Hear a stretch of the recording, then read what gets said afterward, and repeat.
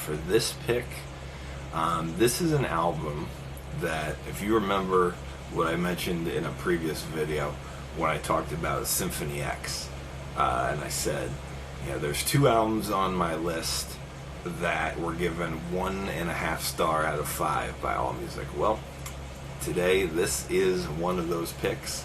It was released in 2001 on Universal Music. It's the debut album from Lifer.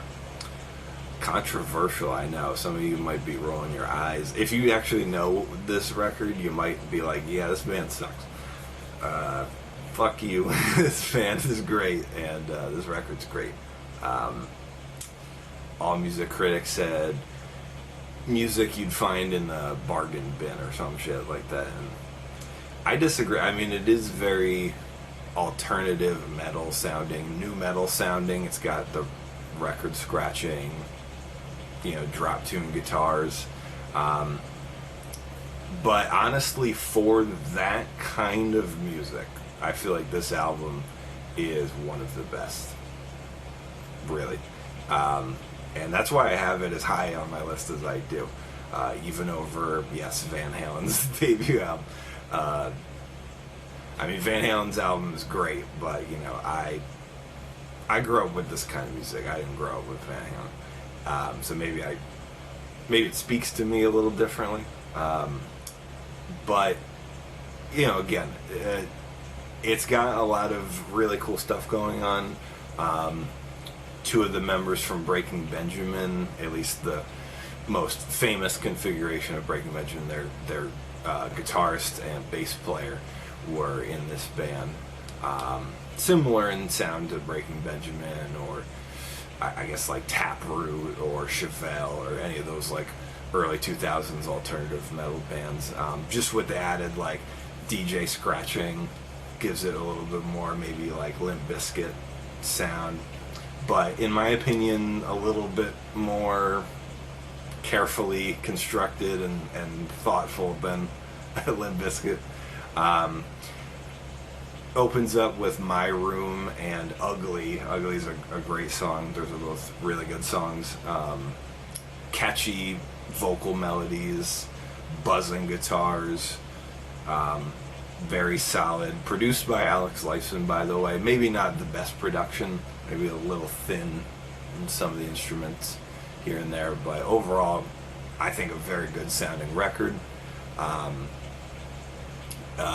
The hit from the album was a song called Boring, which had a music video, which a lot of people say is aptly named. Maybe not one of my favorite songs on the album either, but I would say overall, it's not bad.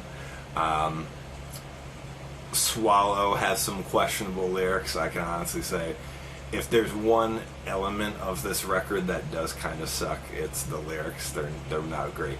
But I think the strong vocals from lead singer Nick Coyle kind of make up for it, honestly.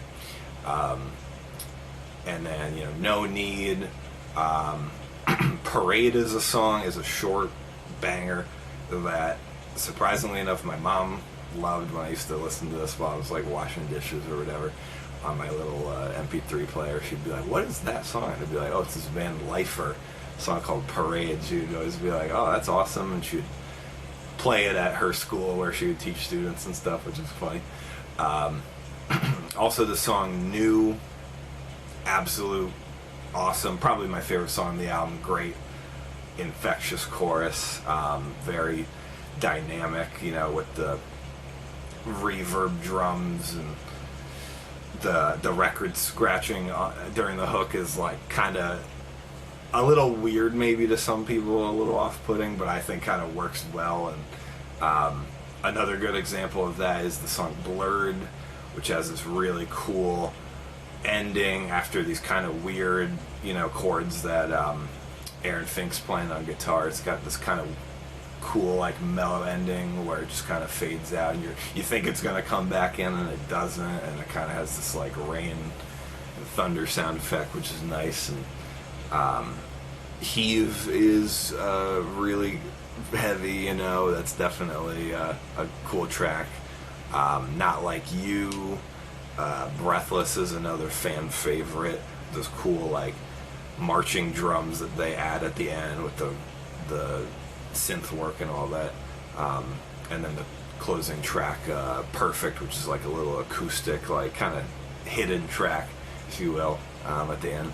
Overall, I think it's definitely an album worth checking out.